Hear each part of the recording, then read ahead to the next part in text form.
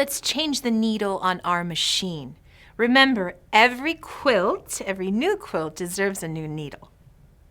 You will need a new needle and the 2.5 Allen wrench to change out your needle. The first thing you will want to do is to make sure that the needle bar is in the highest position, either by turning the hand wheel or by using the up arrow in the needle down, needle up position on your color touchscreen display. Taking the Allen wrench, you will want to loosen the needle bar clamp screw.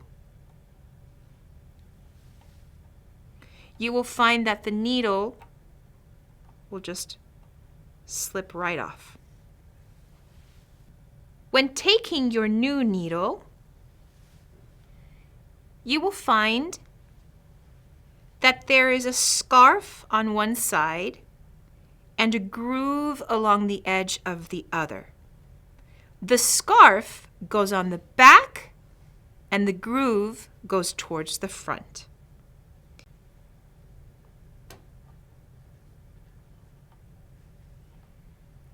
And once your needle is in the groove, you will feel when it goes all the way up.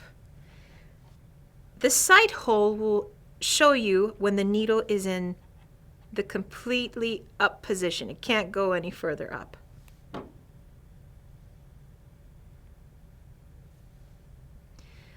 I'm going to tighten by hand loosely.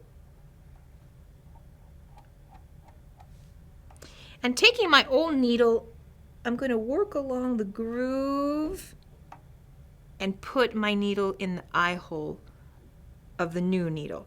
Now I want to make sure that the new needle is at a 6 o'clock position with the groove. That indicates to me that the needle is correctly positioned.